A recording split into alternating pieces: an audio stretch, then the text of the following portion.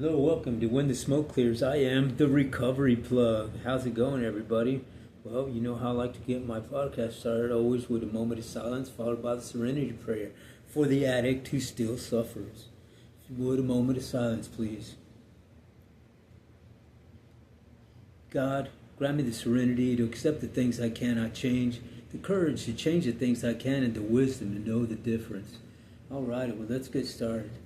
Well, how's it going? Well, it's going okay for me, I guess. I'm had a pretty good day, and I was having a little trouble, I guess, really trying to find a topic or something to discuss for today. And man, my mind is just blank, honestly. I was going to talk to you about some dreams, but I got this book here that I wanted to share with y'all, and kind of go over this something that I read in there. But I think you know what? Maybe I'll do that. I don't know. I'm just really unsure of what I wanted to talk to you about today. But I did know that I wanted to do the video. I wanted to do the podcast because this is therapy for me. You know what I mean? It's one of the things that I added to my arsenal in recovery to, just something that I'm doing on a repetitive basis, something that's positive, that's therapeutic for myself in my recovery. So I guess it doesn't necessarily have to be topics of recovery or just things, but I try to think of things that talk about that are encouraging for me, and that's something that I think might help other people. So, but nonetheless, what I'm going to do today is I'm just going to give you a story, but I'm going to give you a true story. Like I've said before in some of my other videos, that I'm not going to come with you with half measures and half stories of anything. Everything that comes out of my mouth is something truthful, something that I either been through myself, experiences in my life, things that I've read, or stories of someone that I know personally that has gone through something and that I know to be true. So there's nothing that I'm going to give you that's going to be, something that I'm just, talking crap or not giving you the real deal. So, I always know that when you watch my podcast, it's going to be something genuine, something from the heart, and something that's truthful, something that matters to me, and something that I think, if it matters to me, well, then you know what, maybe it'll help somebody else. And if not, maybe it's just conversation, you know what I mean? Something that, what I want to do, I guess, is I'm just going to give you a story of something that I've gone through. And, maybe the whole purpose of this is so that we can connect in some sort of way. But like I've mentioned on some of the other videos, that I am a veteran, and I served in the Navy, and I did participate in the Desert Storm Gulf War. And so I want to probably just give you a story of one of my Navy stories. So here it goes. Well, okay, so we're out in the Persian Gulf, right? And I'm on a ship, and I'm on a fast frigate. And if you don't know what a fast frigate is, the fast frigate ship is a Knox class fast frigate is the ship that is on the very outskirts of a battle group. So you have the carrier here, right in the middle, and then on either side of the carrier were the battleships, like the New Jersey, like the Iowa. If you've ever seen the one of the Steven Seagal movies, and he's in that one with the Navy ship. Well, that's the New Jersey, and that's the ship that has the 3 18-inch guns, as some on both sides of the boat, right? So that's the battle that on the battle group. So it's the carrier, then it's the battleships, and then after the battleships is the destroyers, and then the ships are getting smaller and smaller, right? And after the destroyers are the frigates. We're at the very end of the whole battle group, The battle group's coming, and we're at the very end of the battle group on both sides. Well, the purpose of the Knox-class frigate in the Navy when I was in was to find torpedoes and find submarines. That was on our ship. We had this sonar dome that was at the bottom of the ship, in the front of the ship, and it was this big old dome that was under there, and it was a sonar dome. So it was a really, really critical part of the battle group, because we obviously were hunting for submarines and making sure that there were no subs in the area when the battle group was out, and we're detecting these subs because we're making sure that there's no torpedoes coming our way, right? And so if there happened to be a torpedo launched out from any sub anywhere, then the job of the Knox-class frigate was to throw out these deflectors, like these deflectors that would deflect so that the torpedo sensed that and it would take the hit. Well, if that didn't happen, then ultimately the job of the Knox-class frigate was to take the direct hit of the torpedo. So that was our job. So we knew that if we found a sub and the sub shot a torpedo, if we couldn't deflect that torpedo, then our job was to get in front of it and take the hit so that the carrier wouldn't take a direct hit. And so it was an intense it's an intense job when you're on the ship. And so especially during wartime, or when you're it's almost like you're always, when you're out at sea, it's almost a prepared thing. You're doing drills on the constant at all times of the day, and you're basically preparing yourself for war, right? And so it wasn't nothing that we hadn't gone through before as far as the exercises that we did. So we would do an exercise. Sometimes we had these exercises that would go on all day long and all through the night. And so it was extreme conditions at times, and sometimes we would have maybe one a day, or maybe all day long. So it was a rigorous thing when it did happen. And so when we were in the Persian Gulf, and we're out there traveling through the water, and there's a young kid. He's probably about 18 years old. As a matter of fact, I think this kid had gotten in on a waiver of some sort, and he was 17 and just turned 18 when he got on the boat. So he was 17 in boot camp, and when he got on the ship, he was he had turned 18 like a few days after he got on the boat, right? So this kid is really young. And when you get on the boat, one of the first things that you have to do is you have to, everybody goes through it, you have to do an initiation in the mess hall. So you're either washing dishes, or in the galley, or you're helping prepping the food, or whatever it is, but you got to work in the galley for a while. And no matter what your job was on the ship, part of your job when you first get there is going to be working on the galley. It was just everybody does it, so everybody takes a turn when you're new, right? So when you go to report for duty in the galley, you're reporting about 5 o'clock in the morning. That's when you start prepping for the crew when the crew gets up, which is usually about 8 o'clock or whatever, 7, 8 o'clock. I don't remember. I think it was 8 o'clock. Well, they had to have, it was a little earlier than that, because they had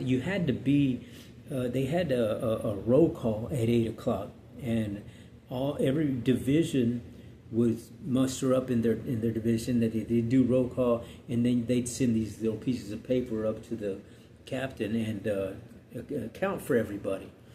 Well, this particular day, they are one short, and so what the captain does is he, gets on the 1MC and requests a search party to go find this kid, and they didn't know who it was at first, and then they figured out, okay, well, somebody's missing, go find him. They're looking around for this guy, so they come back about 8:30 or whatever. Said, you know what, we can't find him. So they do a second search. Make sure, again, they go and do the whole search again, and they can't find him. So they call man overboard because they can't find this kid. So what happens then is what happened then was they sent the helicopter off the ship to backtrack the way we came, and then the ship turned around and started going back too. So the helo takes off first, and they take off, and mind you, probably about an hour later, they come back and say, okay, we found him. He's in the water. Okay, so we find the ship gets close to wherever the kid was at in the water, and they sent the helicopter out again with the diver. They hoist somebody down. They hoist the diver down to pick this kid up. But at this point, we're outside.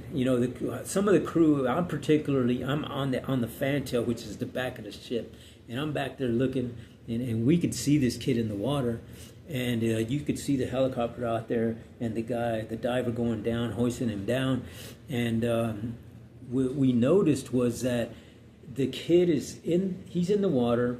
He's treading water here, and then around him, this is the kid. Around the kid, there's 3 dolphins swimming around the kid. And then around the dolphins, there's a couple of sharks swimming around the dolphins. So it's like the dolphins are protecting this kid from the sharks. And we're like tripping out, right? And so they send the diver down to pick this kid up. They get him, and they start hoisting him up, and the kid starts fighting the diver off, and he falls back into the water. And everybody's like, what the heck? We're tripping, right? And at this point, the captain gets a bullhorn. They bring him a bullhorn, and he starts yelling at this kid. I mean, he's like at the top of his lungs, bitching, and just said, you mother effer, get your ass on the ship. And he starts like really, getting after the kid. But I don't know if the kid can hear him or who can hear him, but we could hear him. And the captain's pissed. And so they go a second time. The diver goes down a second time, and he gets the kid. So this time he literally has to kind of really wrestle him up, and they hoist the guy back up, and the helo lands, and they get the kid out. But we were amazed that he was still in the water, because by this time it's already like 10 o'clock. You know what I mean? So the kid had been in the water well before 5 a.m. because he had to report to mess hall at 5 o'clock, and they couldn't find him. And they were searching for him at 5 o'clock. The mess people were. They couldn't find him. And then, so it was just amazing that this kid was still alive. But the thing is that, the Persian Gulf is in my time as being a sailor, we called it was the glass sea, because there were days that there wouldn't be a ripple in the water. It would just look still. I mean, the water was just so still that there wasn't even a ripple in the water, so it looked like a mirror. You know what I mean? It looked like it was just a piece of glass. That's how cool it looked. And because there was no big swells or no big waves or anything like that, the kid was able to tread water and just stay there floating like if he was in a swimming pool. And that it was why he was still alive when we got there. What he was going to do, I have no idea. But all I know is the kid was troubled, and that the kid was that troubled that he decided to jump off. And I mean, can you imagine that? Being that unhappy with where you're at that you decide that you're just going to abandon ship. You know, and thinking about that, it sometimes, you know, it makes me think in the world of my addiction is that, you know, was I that unhappy that I was going to abandon ship, that I decided to do these drugs every single day, that possibly one of those days that I did one of the hits, you know, smoking that bolo or whatever, it could have been the last time? Because that's basically what I was doing. I was throwing in the towel in a sense with my life and saying, you know what, today could be the last day. And I didn't realize that when I'm deep in addiction, you know what I mean? But you, in a sense, are doing exactly that. And, you know, I don't know, you know, if that kid came to terms with himself, came to terms with, maybe he sat there praying, you know, I have no idea. If he was talking to his higher power at that particular moment in time in the water, to God, please help me, please save me. And for the ship to backtrack and find him 5-6 hours later in the ocean, and he's still there alive, is just amazing to me. And you know, sometimes we do that. Sometimes we are in that pool just floating there in the world of addiction and not knowing, just, you know, it seems like no matter which way you go, you're drowning. You know what I mean? Until you call, until you say something, until you ask for help, until you literally say, you know what, I'm done. I need help. I need to get out of this. I need to stop doing what I'm doing because I'm so unhappy. You know? And I remember being like that. I remember being in that particular spot, no matter where it was, whether I was at a friend's house or whether I was in a tent or whether I was in a motel room, whether I was just walking down the street or riding a bike, it didn't matter. But what I do know is that when I was in any one of those situations, I was just like walking like a zombie in a sense, always thinking like I'm tired. Like I could remember walking a lot and riding the bike, just talking to God, like, God, help me out here, man. And, you know, do I deserve to live like this? Do I deserve to get treated a certain way by certain people? You know, even though you care about somebody, you care about people, and then things just don't go your way, but you just still stay there in that world, and you know, I was tired. You know, I was upset. I was tired. I was sad. I was depressed. I was angry. Just everything, and I just didn't know how to get out. But you know, I believe that, you know, my higher power is looking out, and allowed me to go through certain things so that I could realize that, hey, maybe there's a different way that you could live your life. Maybe if you do this, maybe if you change that, things will get better. And what I understood was, when I was in that world of addiction, that world of unhappiness, I was doing things every single day on a repetitive note, on a repetitive way to stay there. In other words, I kept thinking negative. I kept thinking, you know, ugly thoughts. I kept thinking bad scenarios, and I kept doing negative, unhealthy, negative things. And in obtaining drugs and in doing the drugs and in the other bad habits that come along with it. And but I did it on the daily basis, you know. So in turn, there, my mindset just stayed there in that thought, and my actions were the same until one day I get the rude awakening. Until one day I'm finally, you know, something happened that I'm able to finally get that breath, like,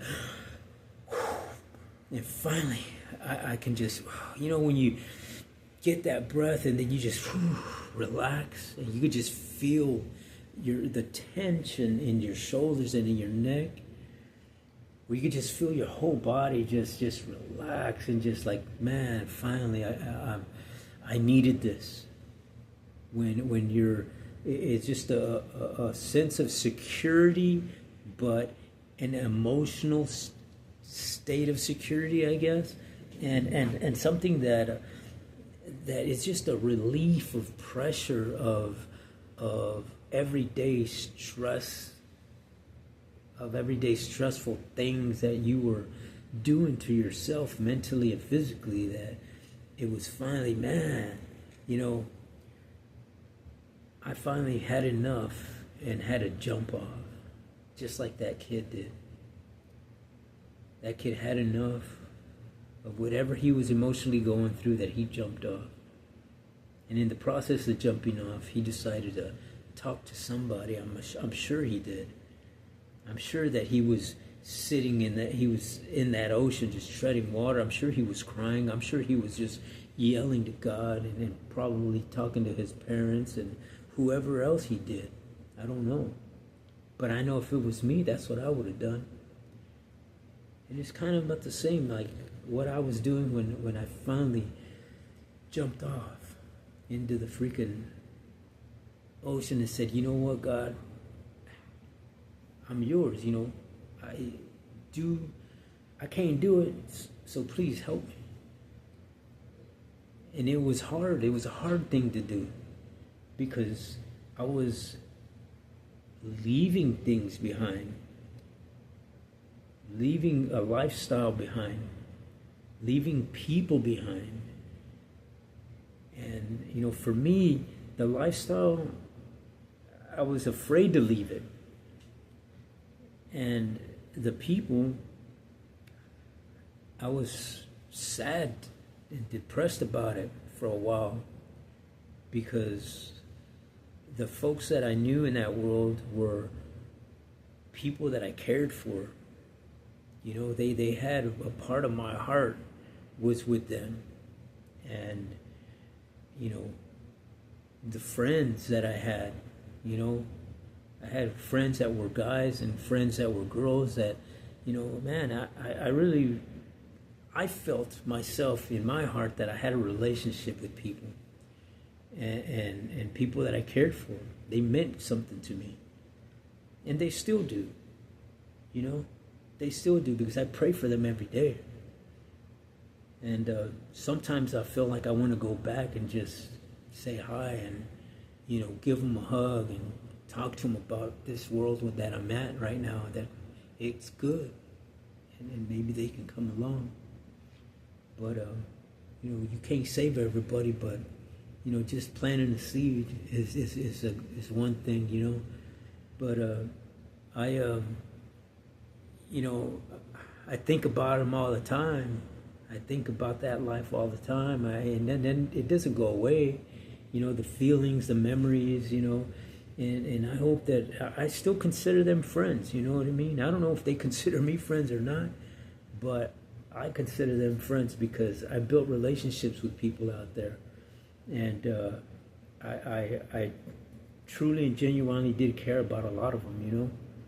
And, but hey, you know, life is life. And, you know, I knew that for me personally, I couldn't stay there because it was getting me nowhere, and it was literally killing me, because I was was literally killing me physically and emotionally. Because man, I was just, I literally was just walking around there, really sad and depressed most of the time. Even though I did try not to show it, but I was really bothered, and because not only that I missed my old life, but I missed my family, my kids, the relationship with my kids. I mean, the relationship with just the relationship of being happy and healthy. I missed it, and by the grace of God, I was able to pause, to get some sort of pause in my life between somewhere in there that allowed me to start, thinking a whole lot different. And that happened once I stopped using, and because of when I stopped using, I started seeing things a little bit more clear, and I started imagining things and wanting things. I was wanting to feel healthy. I wanted to feel better. I wanted my heart not to hurt. I wanted that empty feeling to go away. And slowly but surely that's happening. I do get times in my everyday life of the people that I had relationships with that, I miss them. You know what I mean? Because hell, I was there for 5 years. You know what I mean? When you engage with somebody for 5 years, it takes a toll on you. To just one day just drop it and walk away. That's a tough thing to do. And for me, it was sad. I had moments of sadness and depression, and but slowly but surely I kept doing positive things to get my mind off of it, and doing this podcast and these videos has really helped me do that. It's really therapeutic for me in that sense, and so that's why I do it. And it's not an easy road by any means, but it's a good road, and I'm not there all the way yet, but I'm getting there, and I could honestly tell you today, this minute right here, this minute right now, I'm happy, and I'm sober, I really am, and I'm excited for the future. Whether any of those people that I was involved with in friendships and engaged with in that world of addiction, maybe I'll see them one day again, and hopefully I'm an inspiration, maybe. You know what I mean? And hopefully maybe something that I say will resonate with somebody out there, and they can come on over to this side of the world of recovery and positivity, because it's great. You know what I mean? It's better. It's 100 times better than being out there in the streets, than being out there, behind the buildings, being out there, in the wooded areas, being out there under the bridges, being out there in them tents, being out there in the motels, going from one motel to the next. It was terrible, And where I'm at now is 1,000 times better. I feel 1,000 times better, emotionally, physically, and it's great. And I just, it would be nice to just wave a wand and bring everybody with me, but you can't do that. You can only do what you can, and for me, giving away the things that have helped me, and giving that away in the sense of doing these podcasts and letting people know is, what I do. So that's part of my service work, and giving away the things that have helped me on the journey to recovery and positivity. So yeah, and so maybe you're ready to jump off the ship and ready for somebody to catch you. And whatever your higher power is, whatever you believe in spiritually, I'm sure that thing, that being, that whatever it is, will catch you and bring you to this side. Because, my brothers and sisters, you can't do this by yourself. It's impossible to do it alone. And it's not healthy to do it alone. So, I encourage you to take that first step like I did. And to take that first step. And even though it may be fearful and scary, because it was for me. But I can tell you, living proof that it works, and that life can change, your mentality can change. You know what I mean? From just being out there with nothing to starting to, it just takes little steps, but it eventually, you'll do good. My road right now, I'm in a point now where I was, back there I was, didn't have no money, didn't have no physical, possessions, nothing. And didn't have a house, didn't have shit. But, I got blessed today with a voucher to get a house. You know what I mean? So I'm gonna have my own place now, and I get to bring my daughter with me. And I'm just ecstatic about that, because in my journey of addiction was hell on my daughter, because I wasn't there all the time for her. And I'm so excited that I'm able to share this new beginning with her. And me and my baby girl, we have this relationship that's just amazing, And I'm just so excited about that I'm able to be there and to help her in her life as well, because she always told me, "Daddy, I need you," and Daddy was too busy fucking up. But by the grace of God, I'm so grateful that I'm doing better, and things are looking up. So so I encourage everybody to sit back and think about what it is that where you want to go, what you want to do. And it may not be easy, and it's not, and it's scary at times, but you know what, it can be done if you're ready. If you're tired, you're ready to jump off that ship and come on over to the real world of happiness and sobriety and recovery, man. It's a great feeling, But anyway, that's all I got for today. I hope that this was a good episode. And like I said, I didn't really know what I was going to talk about today, and I just figured I'd just give you that Navy story, and then it kind of worked itself out. So so I'm excited about it. But nonetheless, I always like to give out a few spots where I go to peer support groups, meetings, that sort of thing, that's helped me. So if it helps you, here they go. It's the Esperanza group downtown in the west side. It's the Winners Club in the northwest side of town. Club 12 in the north central side of town, and the Goliad group in the southeast side of town. So all these places got great people out there. I know folks in each one of these places. They're great people. They show you love. They won't turn you away. Guarantee it.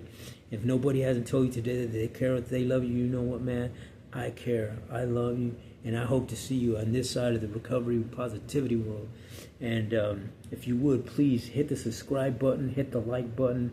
Please share my channel. I'm trying to grow this channel to spread the word of how to get people out of this dark hole and into this positivity world, because it's good stuff out here, man. So again, please subscribe to my channel. I could use all the help I can get to launch off these, few projects that I got coming up, that I can use all the help I can get to launch these things off. And, I'll share them with you guys whenever they do come up. But for the meantime, that's all I got for today. So thank you for watching on When the Smoke Clears. I am the Recovery Plug.